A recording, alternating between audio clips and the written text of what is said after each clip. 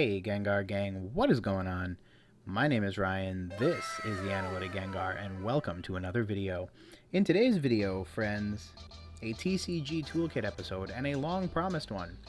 Part 2 of your comprehensive guide to trading card centering, specifically a product review for the GradeMaster card centering tool. So, as a little bit of context, today's video is actually basically a follow-up to some research that I did while creating a video all about trading card centering. That video has gone on to do exceptionally well, and in that video I did promise a review of the GradeMaster centering tool, so I actually ordered one, had it delivered. I've obviously had it for quite a while since that video has been out for a few months now, but in today's video I figured we'd take a look at this particular card and then compare it to the caliper, which we have gone over pretty much in depth on the other video. So the idea is that in today's video I propose the electronic digital caliper as probably the ideal way of taking card measurements. It most closely resembles what a professional grading service would use, and so this gives you probably the best indication of your card's actual centering to proportion. And then there's this tool, which is a little bit different. So without further ado, let's go ahead and get into it. Bear in mind, there are many different market substitutes, so there are other ones that are similar to the GradeMaster. However, the GradeMaster is the one that was researched. Obviously, I bought this one off of eBay, but there are also recently been trading card centering tools on Amazon that basically follow the exact same process. So here is the packaging that it comes from. Pretty simple stuff. The grademasterusa@gmail.com is the actual email address that they provide, so that's pretty cool. Inside you have a whopping 3 different items. Each of them is basically a laminated sheet of paper, so that's pretty cool.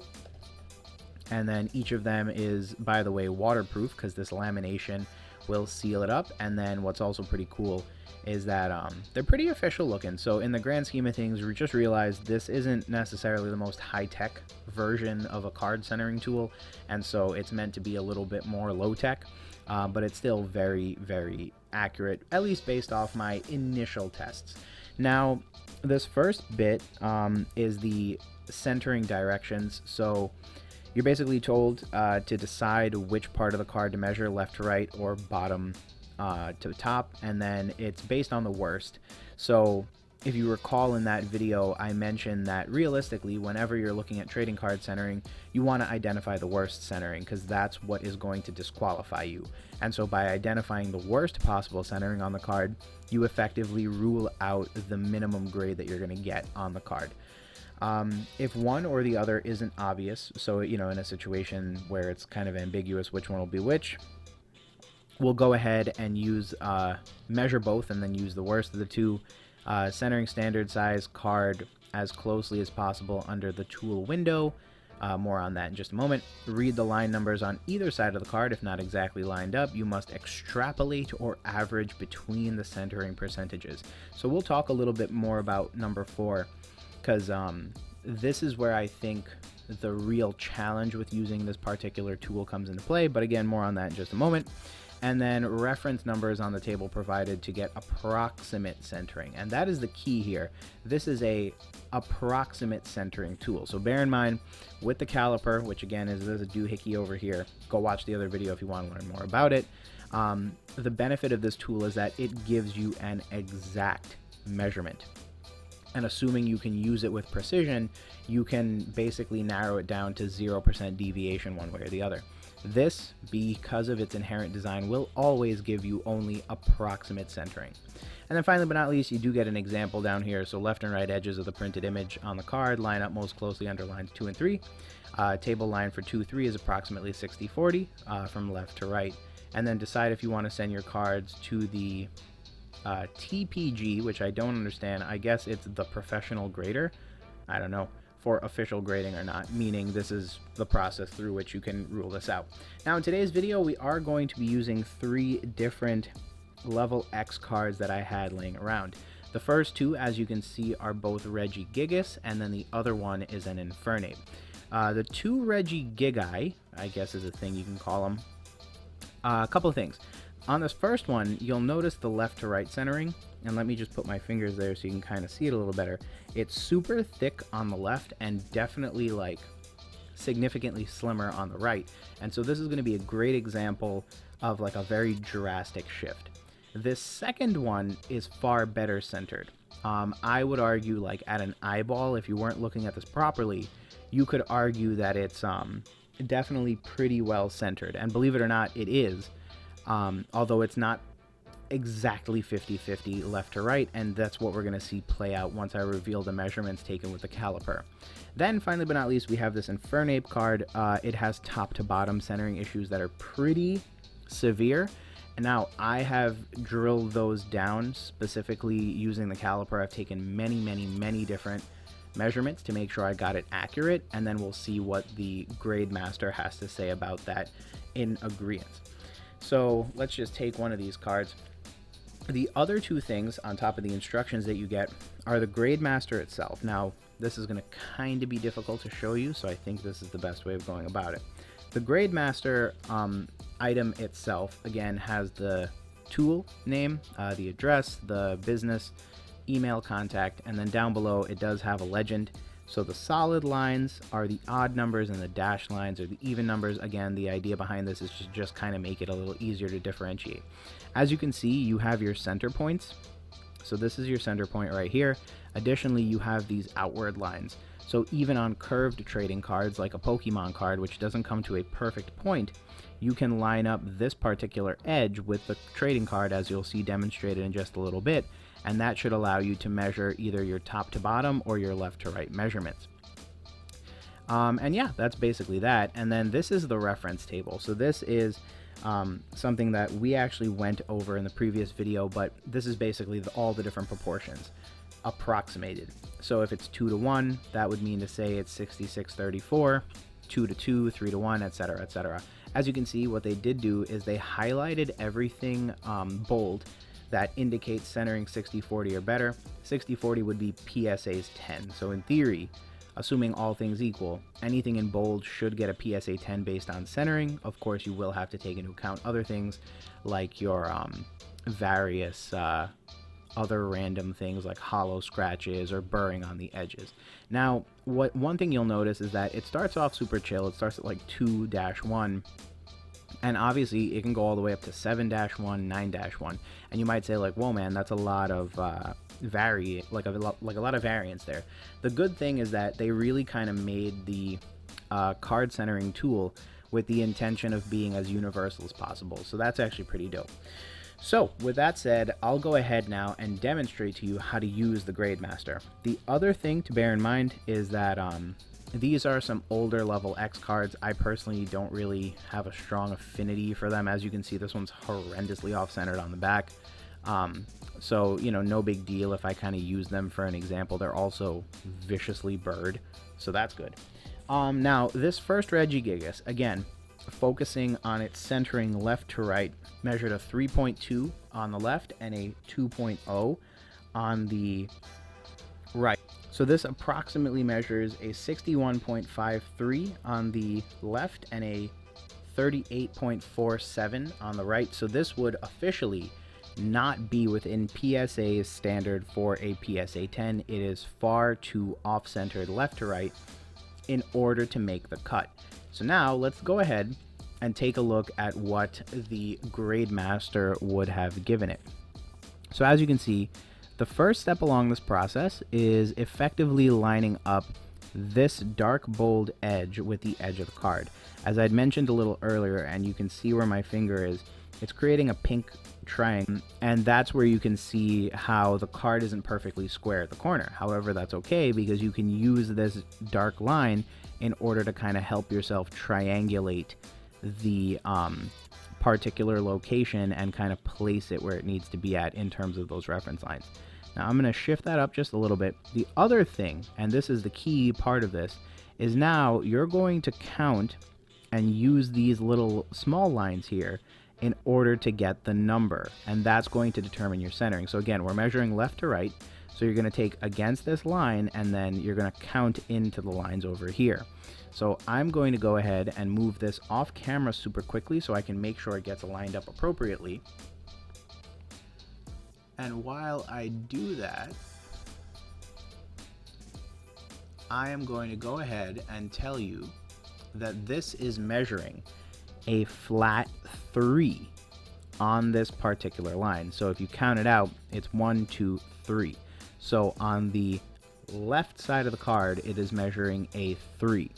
Now we're going to go ahead and do the same thing, but lining it up on this side. So again, you're going to go ahead and shift the card as needed. You're going to line it up as neatly as you possibly can.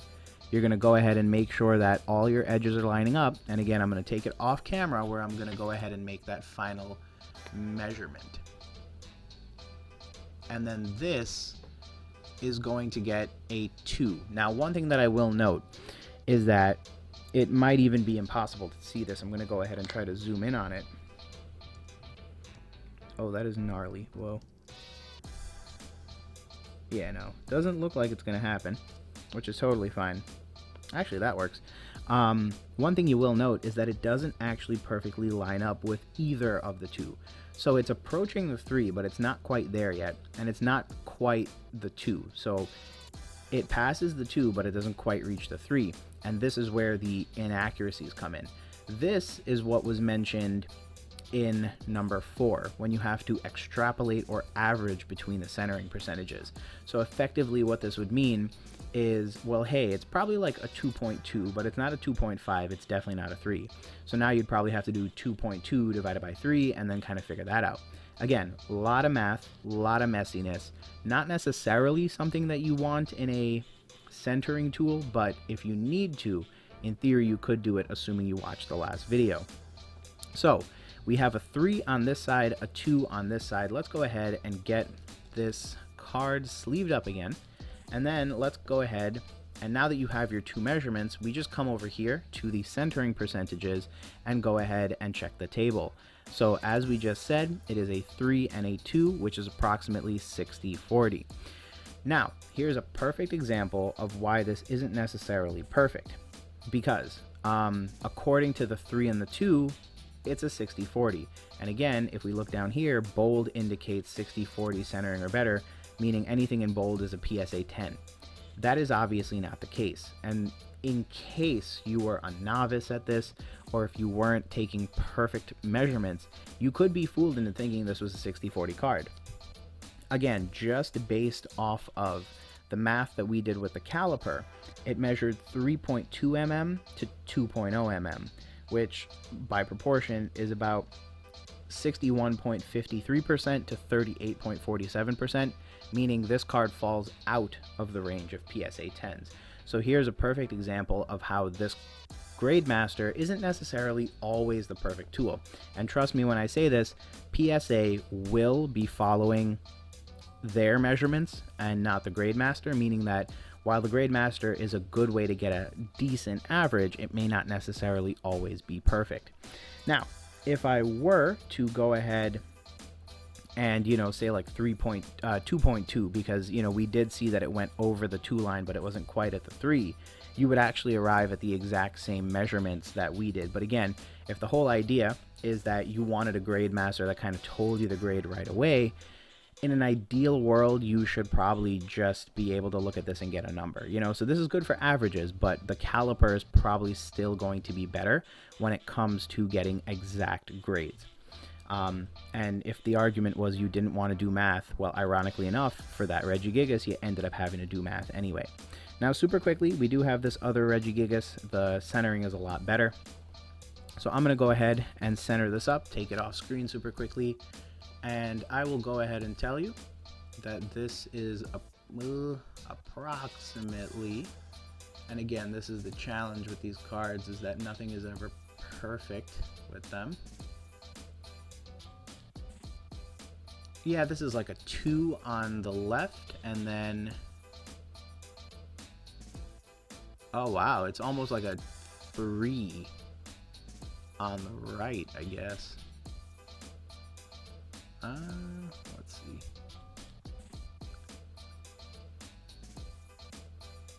Yeah, so I would argue this, according to the GradeMaster, is a 2 to a 3. And again, just based off that, that's going to be 60-40. The actual measurements for this card are 2.4 to 2.7. So not perfectly centered left to right, but definitely not completely off-centered either. And what's funny about this card is that, again, this side got a 2.4, this side got a 2.3. So we know for a fact that this side is skinnier than this side. It read a 2 on this side and a 3 on this side. And same exact measurements as before, which, again, just stop and think about that for a minute. These two cards, which you can literally see are the same exact artwork, you can see the difference in the centering. Look at the centering on the top versus the bottom and the top versus the bottom. Both of these, by approximate measure, got a 3 to 2. In reality, this second card, which again has far better centering on both sides, was a 2.4 mm to a 2.7 mm, meaning somewhere in the range of about a 47 to 53. So 47 on this side, 53 on this side.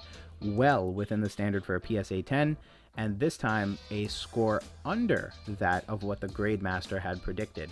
So again, another situation, as you can see, you might get false positives, but you also might get false negatives.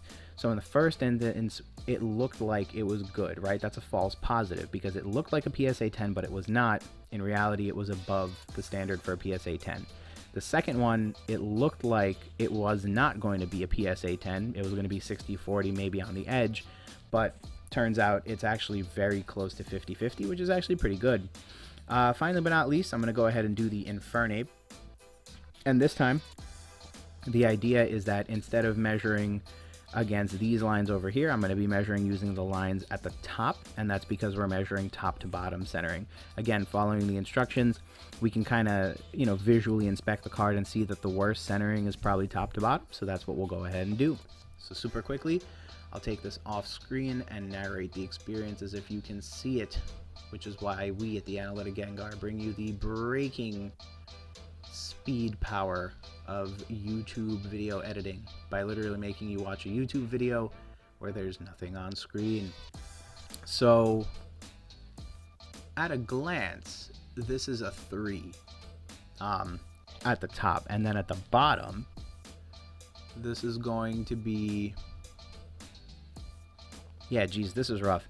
It's like a 3 at the top and a 2 at the bottom. Again, really not happy with the fact that it's like, I obviously see that it's going above it, but I don't know by how much. It's so hard to guess because it's like the lines are so close together. Just take a look at that real quick. The lines are so stinking close together that it's basically impossible to be like, oh, I think that's going to be 2.2. I can tell you it's it's a 3 to 2, which it obviously isn't. A 3 to 2 would be 60-40, and this thing looks busted, may I just say. In reality, the top of that card measured a 3.2, the bottom of that card measured a 2.1. So that would literally be 60-40. Ironically enough, based on my estimates, it got the right score. It got a 60-40. But if I had gone ahead and sort of estimated or extrapolated out between the two lines, I would have actually gotten the wrong number. So here's just another situation playing out where the GradeMaster is good in the ballpark, but not necessarily great at the overall. And so, friends, now that you've seen the GradeMaster, I hope you understand the need for hopefully a more comprehensive system. Don't get me wrong, in each of the 3 different instances that we showed the GradeMaster in use for, it actually did provide some pretty valuable insight. What's cool about this is that you can grab this and basically go anywhere. So you can bring this to a store with you, you can bring this to a meet and greet with you. It's a super easy, simple, very non-aggressive way of getting your particular estimated measurements. However, do bear in mind that the precision that a capillere gives you, see, I said it again, it's a caliper, but definitely feel free to correct me down below in the comments so that the algorithm is bumped up on this video. This doodad, this caliper, offers a level of, as you can see on screen right now, offers such a level of accuracy that it's borderline impossible to ignore something like this. It's literally cheaper than buying this, and ironically it gets you better precision because of its ability to take measurements. So in the grand scheme of things, I think having both of these is equally valuable. This is good for estimates, this is good for doing some quick measurements, and as you get better at using this, it could end up giving you the same exact measurements as what you would get with a caliper. The problem is that if you're going to end up being forced to do math anyway, which again, I kind of thought I wouldn't have to be based on the lines. But if you're going to end up having to kind of like guess what the number in between the lines are, you might as well buy this, take the measurements, go watch the other video, or basically any other centering video on YouTube that would help explain to you the concepts of it. I recommend my own because apparently you guys liked it. And then, yeah, learn to do the math, which by the way is super simple. It's just add up the length of the two sides and then divide by the total. And that gets you the percentage. And then after that, you're golden. So yeah, just my own 2 thoughts and 2 cents on the topic. But the GradeMaster tool has its place. For Pokemon, it can definitely help you get a good idea, but again, many more times than not, especially with some of the more highly off-centered cards, you will end up in situations where you can have a false positive, where something looks like it might get a 10, but it won't. You might have a false negative, where it doesn't look like it'll get a 10, but it will. And you might have instances where it's like, you'd be better off not guessing or not estimating and just taking the raw measurements because they will actually help you. So in the grand scheme of things, friends, I would definitely recommend picking up a caliper and learning how to use it, especially if you're dealing with high-end Pokemon cards. And then perhaps if you're dealing with stuff in the middle, you can pick one of these up. Apparently there's one on Amazon right now for 10 bucks. And yeah, you can learn to use it and kind of have it in your repertoire as well. Other than that, friends, I hope you enjoyed today's video. As always, leaving a like on the video is always really appreciated. And of course, if you'd like and you think I earned it, feel free to hit that subscribe button as well. I hope you enjoyed this part 2 in the comprehensive guide to trading card centering. Definitely feel free to leave any comments or questions down below. I hope you all are having an amazing day, and I'll talk to you soon. Peace.